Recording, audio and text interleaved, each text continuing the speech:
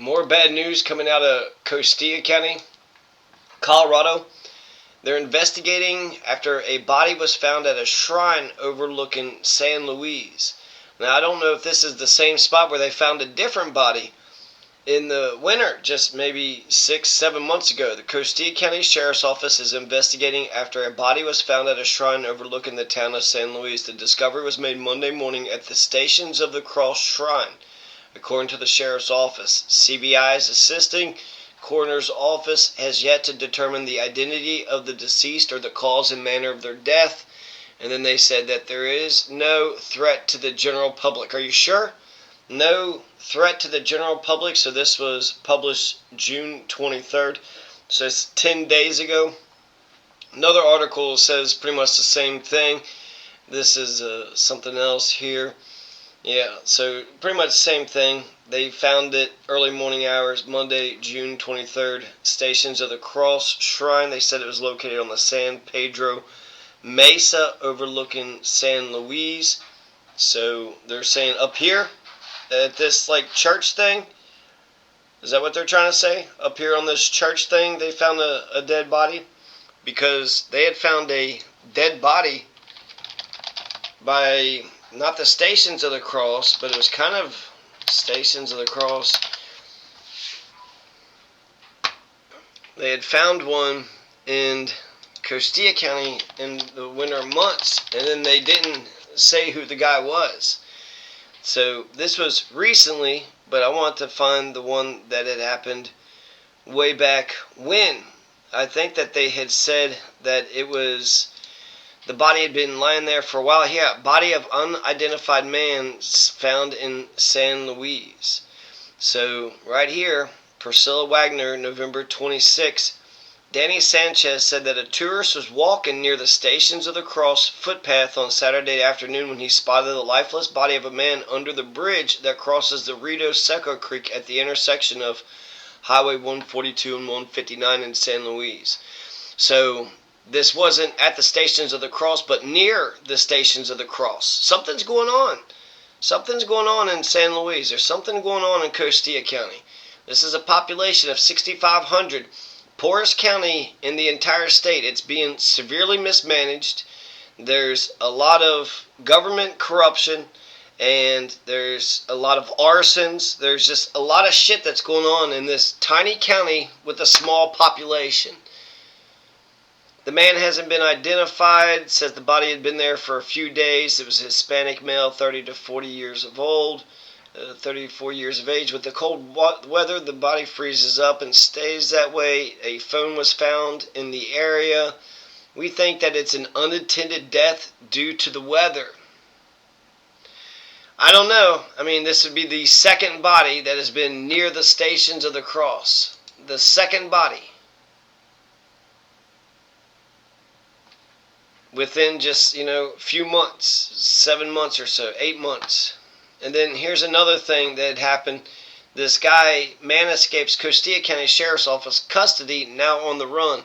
So he was arrested for burglary, and then while the booking process was going on, he escaped. And they said he was wearing black pants and a white muscle shirt and no shoes. He was last seen near Costilla Street and 8th Street in San Luis. If you see him, call 911. Very short and sweet article. So this guy ran. There's another guy that had ran as well, and that was a way back. But this isn't the first time that somebody has escaped from the Costilla County jail. So let's see here if I could find that other article that had happened. Let's see here. I mean, they caught the other guy. Inmate escapes from Costilla County jail. So that happened in 2022. So I guess it happens, and it's probably good to get the media to say, hey, take a look at this thing so they can eventually find it. But, yeah. They said multiple charges. He escaped for stealing diesel fuel. Said he needed to make a legal call in reference to making a bond. He asked if he could get a glass of water. Then he heard a crashing sound, and then the Medina was going through the window.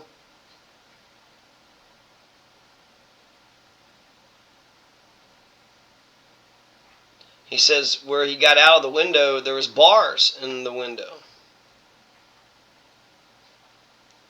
So this isn't the first time that has happened. So, yeah. Recall petitions for City of Creed deemed sufficient? What is this about?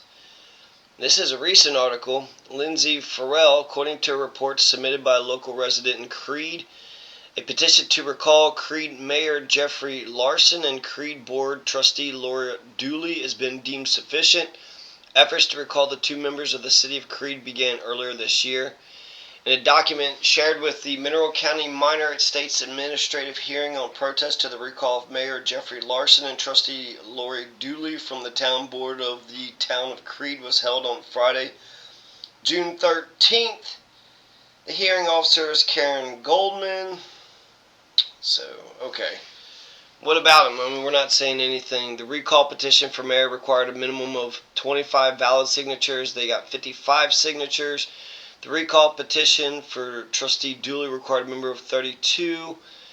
Challenge the following grounds. Let's see. Meetings are run so as to discourage public participation. The mayor supported increases in water sewer rates, causing financial harm. The town manager's employment agreement contained provisions not in the best interest of the citizens. The mayor failed to hold the town manager accountable for residency requirements and agreed to subsidize housing for him outside the town limits. The mayor supported the reappointment of the town manager with the result of placing the town's financial stability at risk. The protest filed by Trustee Dooley challenged the following grounds that were in the recall petition. Trustee Dooley supported increases, the reappointment, supported some town ordinances while seemingly ignoring and violating other. Testimony was given by the recall committee.